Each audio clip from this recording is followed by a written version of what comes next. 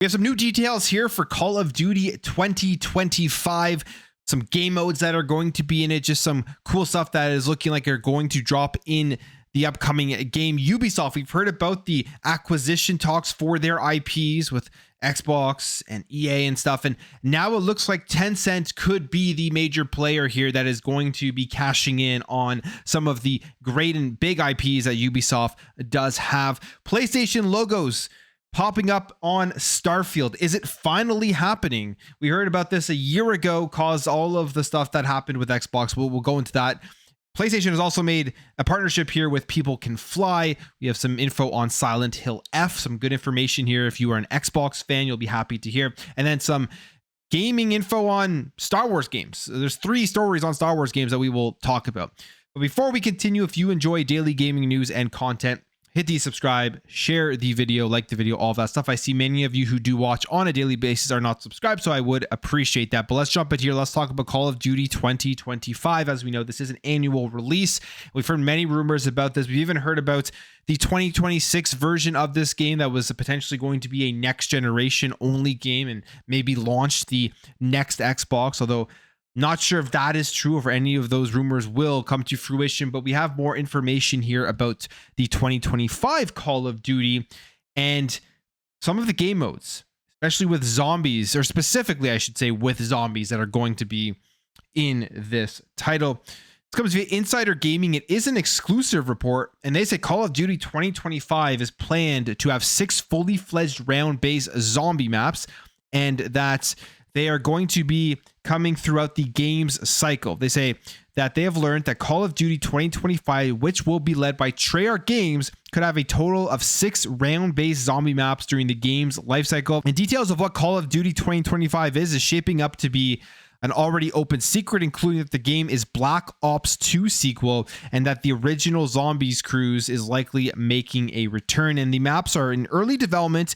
and it's understood the plan for Zombies was to build the maps from the ground up to allow them to be played in different game modes, including traditional round-based Grief and Outbreak. And it is understood here that Treyarch was playing around with more out there settings this time around, including a map set in post-World War II New York, where the Nazis had dropped a nuclear bomb, with another map being described as being set in Japanese template at the foot of an erupting volcano. Both sound like those would be some crazy maps to play on. Just what they could come up with sounds very, very interesting. Other ideas include a map set in Vietnam, one in Afghanistan, and another out there idea of one being set in the space station in the dark ether. And they already say here that they've already had some stuff leaked from feedback sessions, and it's understood that Call of Duty 2025 Zombies will have one of its biggest maps to date and have a similar transportation system to Transit. So it's a lot of info there. A lot of info drops for Call of Duty 2025. This will be another major release. I mean, they are every single year. They're always on top of the charts for sales. We saw with Black Ops 6 in 2024 that it was a top seller, still selling on top of the charts as we're going through. We'll see how it did in February, but with January it was on top, and it launched in Game Pass day one, helped increase subscription. So it was all around a success for Call of Duty and all around a success for Xbox. So they're going to continue along that trajectory, you would assume, here with the ones coming out. They're going to continue with the same strategy with releasing it. The question is, when the Call of Duty comes out with the next Xbox, or maybe even this year with these Xbox handhelds, how will Xbox utilize the IP to sell those pieces of hardware? I think it would be a very easy thing to do and a very smart thing to do if they can leverage Call of Duty with their hardware that they are going to be putting out. So I'm always excited for Call of Duty. This year's Black Ops 6 multiplayer has been a lot of fun. The campaign was also phenomenal. So I'm hoping they continue with that. I hope the campaign stays a top priority in terms of just making it a fun game to play through, because my time to play multiplayer is not nearly as much as it used to be. But the single player campaigns I play through every year, and last year's or Black Ops 6 was good. Modern Warfare 3's was not so good. So I hope this is just signs that they are continuing to focus more as well on the campaign as much as they do on zombies and the multiplayer. All right, Ubisoft. We talked about this yesterday, and Ubisoft, EA, Xbox in talks to purchase IPs. We don't know which IPs they were in talks for and whether these talks are even still going on or not. But you can think of all of the IPs Ubisoft has and then come up with your own speculation as to the ones that you would love the most. One of the ones that actually glossed over my mind when I was talking about this the first time was The Division. I wonder how big of a game that would be and who would want to get that one, because it is games as a service. It is a looter shooter, rakes in a ton of money, and it does very well. So that's probably a big one on the list. And I love The Division. It's probably the looter shooter that I play the most of. Maybe even the only one I've played in the last number of years. So that'd be interesting to see what happens. But it looks like from the original reports, Tencent was a major player in this. And that may be the way this does go. We have this report here from Video Games Chronicles saying Ubisoft is reportedly considering a Tencent-backed future for Assassin's Creed and more. And this is according to a new report. The Chinese giant Tencent is said to be one of the potential backers for the new venture. Bloomberg is claiming that the company has asked for bids to be made as soon as by the end of this month, citing sources familiar with this deal. Ubisoft didn't comment about this, didn't come back to Bloomberg or anything when they were asked about all of the stuff that is happening. But the Guillemot family currently owns 14% of Ubisoft shares, while Tencent owns 9.99%. And then last October, Bloomberg did report that Tencent and the Guillemots have been speaking with advisors to explore ways to stabilize Ubisoft. And Reuters reports published in December claimed the Ubisoft shareholders were considering how to restructure a possible buyout of the company without reducing the Guillemot family's control. And that was the big thing here that was happening with this entire buyout, or if there was going to be a buyout, was Ubisoft is the Guillemot family's baby. I mean, they created this thing, and for them to just walk away isn't going to be that easy. They're not just going to want to give it away. They're still going to want to have some sort of access to the company, and that's probably why these talks have stalled or haven't gone as fast as some people thought they would have been. People thought that this thing was going to go right away. But Tencent coming in here, they already own a bunch of shares in the company. They increase it, they would get all these big IPs like Assassin's Creed and everything, which I'm not for at all. When I've talked about this on my channel, I think Tencent picking up Ubisoft would just be terrible. I don't think it would end up being good for gamers. I don't think it would end up being good for the IPs that they do have. I think the best case scenario here, well, I guess there's probably two best case scenarios now when I sit back and kind of evaluate it. One would be what they were doing and what we were talking about in the previous video was looking at other companies to just buy a couple of IPs there that are staying stagnant and games aren't being made for. And then they can go out, sell those IPs, and the games can be made for gamers. The other one would just be the Guillemot family getting their shit together, getting management fixed, and bringing Ubisoft back to where it used to be, which was a huge part of the gaming. I mean, it's still a huge part of the gaming industry, but it is one of the originals with tons of incredible games that they have put out. You go back in history, and Ubisoft has always been a staple in gaming. And now if Tencent comes in and buys it, they will probably just do what they do, which is focus on their mobile, focus on simply just the bottom line. Not that Ubisoft wasn't doing that, but even more so with the styles of games that they do make. If you look at the stuff that Tencent does publish, it is really not the type of games that I'm that interested in. Yes, they've done things like Black Myth Wukong recently, but at the end of the day, I don't know if Tencent is the best way for Assassin's Creed fans and things like that. We'll see. Maybe I'll be proven wrong if this does happen. Maybe Tencent will do great things with Assassin's Creed and Ubisoft. I am just overall skeptical. And there is the whole thing that they have the entire Chinese market to work with. They have that huge advantage over other publishers. We saw it with Black Myth Wukong, which is how good the game did in the Chinese market. And other companies don't get full access to that market. So that's another thing. And who knows what they would do with some of these games. Would they restrict them at all that type of stuff? You never know. But I think Ubisoft coming in here, fixing management, maybe getting some additional help, maybe selling off a couple IPs that are dormant, would potentially be the best thing to happen.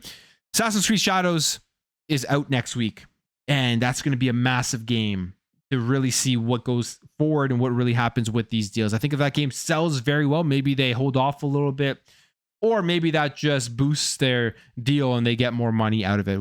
We'll wait and see. I'll be jumping into Assassin's Creed Shadows when it does drop. All right, PlayStation, Starfield.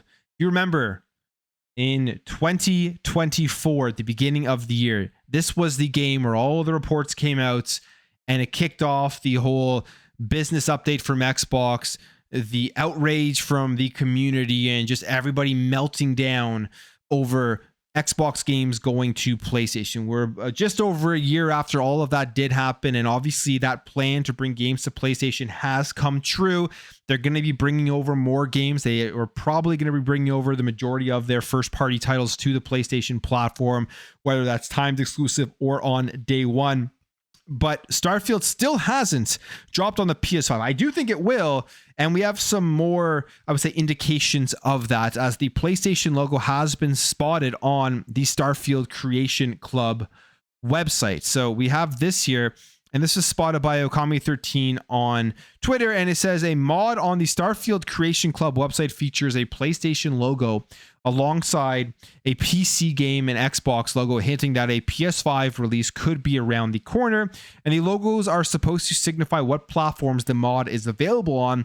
And it is surprising to see the PlayStation listed among PC and Xbox when the platform hasn't even officially been confirmed yet. The Starfield mod in question is the ship decals, the WIP, or work in progress, I guess, ship decals that has been created by Valley's Edge. So, I mean, that to me would kind of signify that that is happening.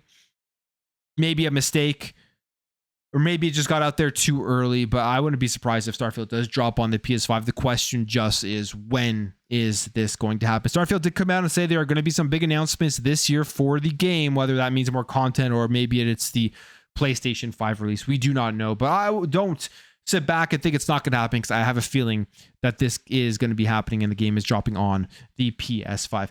Now, when it comes to PlayStation, they've made a deal with a great developer here, one that's done Gears of War Judgment and Outriders stuff. People Can Fly. They are now in an agreement to develop a prototype. Again, we have no idea what this is, but they have signed a deal. It says new documents have revealed that People Can Fly and Sony Interactive Entertainment have signed a deal to create a prototype for a game based on a Sony IP. So a new game coming out based on a Sony IP with People Can Fly. And People Can Fly, like I said, they've done some great work here. They're also working on co-developing Gears of War E-Day, so they're getting around to every company and they're coming up with projects that they're going to be able to help out with and stuff. So we'll see what this is. PlayStation desperately needs something new to come out. They desperately need an IP that is in the back catalog and rejuvenate it. They have so many of those old IPs that they could bring back. I would love to see this be like an Infamous. If it was them making Infamous, that would be phenomenal. If it was them making Resistance, that would also be phenomenal. All of these games would be another Killzone. Like, you never know what they could bring back, but they do have all these old titles in their treasure chest that they just leave in there and they haven't worked on. All they give us are remakes of games that absolutely do not need remakes. So to me, it's been a very down generation when it comes to PlayStation first party. Maybe this will be a step in getting past all of that. Silent Hill F has officially given us another trailer. And luckily, if you're on Xbox, you're going to be able to play this one, unlike the remake that did come out that was console exclusive to the PlayStation 5. They gave us some more information on the game itself and where the game is going to be released. It will be released on the PlayStation 5, the Xbox Series X and S, and the PC. This was announced all the way back in October 2022, but really we didn't know anything about this. What's interesting about this one, it is that it is not set in the US state of Maine, a town in the US state of Maine. It is actually set in Japan in the 1960s. It says, Shimizu Hinako was living her life as an ordinary teenager. That is, until their town is suddenly shrouded in a fog and begins to change in a horrific way. Now she must explore a town she no longer recognizes while solving puzzles, fighting strange enemies, and doing everything she can to survive in order to face the ultimate decision that she must make. This is a tale about a beautiful yet terrifying choice. And they say that the series producer Motoi Okamoto explained that the main concept for Silent Hill F is to find beauty in terror. Now, we don't know the release date on this, but again, they did put out this trailer where you can see just more of the game and what they are going for. It looks pretty cool, and I'm just honestly overall happy that this is a game that isn't skipping any platform. If you are a big horror game fan, if you are a Silent Hill fan, it doesn't matter where you play, you're going to be able to play the game itself. And I'm sure this will be something that also does launch on something like the Nintendo Switch 2 when the game does eventually come out, or when that console does eventually come out. I would not be surprised if it does end up launching there. All right, we'll end off here with 3 stories about Star Wars games, and some of these are good, or 2 of these I would say are good, 1 not so good. The first one here is that BitReactor and Respawn Entertainment are working on a brand new Star Wars game that will be revealed in April. This here comes an announcement that came courtesy of the official Star Wars website, where it officially announced that the announcement will come as a part of the Star Wars Celebration Japan, which starts on April 18th, 2025. They say the official announcement comes following a leak in January 2025, which said that BitReactor and Respawn Entertainment are gearing up for an announcement at the Star Wars Celebration Japan. The new strategy game, you would assume, that BitReactor is leading the development on with this title. The only thing we do officially know, I guess you could say, is that it is a Star Wars RTS game, a strategy game here that is being led here by BitReactor, but we haven't seen anything else on it. We will see it in April. The next thing here is that Star Wars Knights of the Old Republic remake is still in development, because the Saber CCO Tim Willits came out and said, we are working on numerous games across many different genres. Everything that we've talked about is still in development. We will share information on upcoming games when we have something cool to share.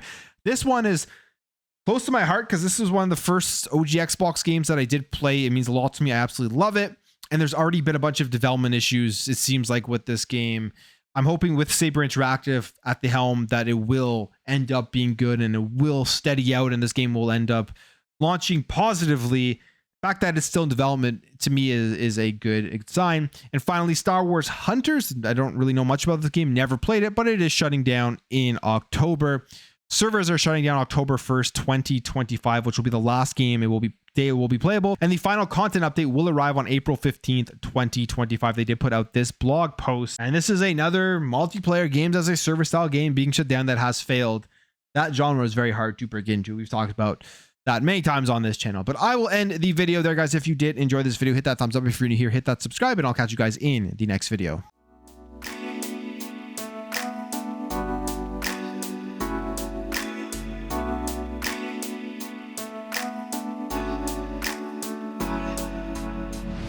Bye.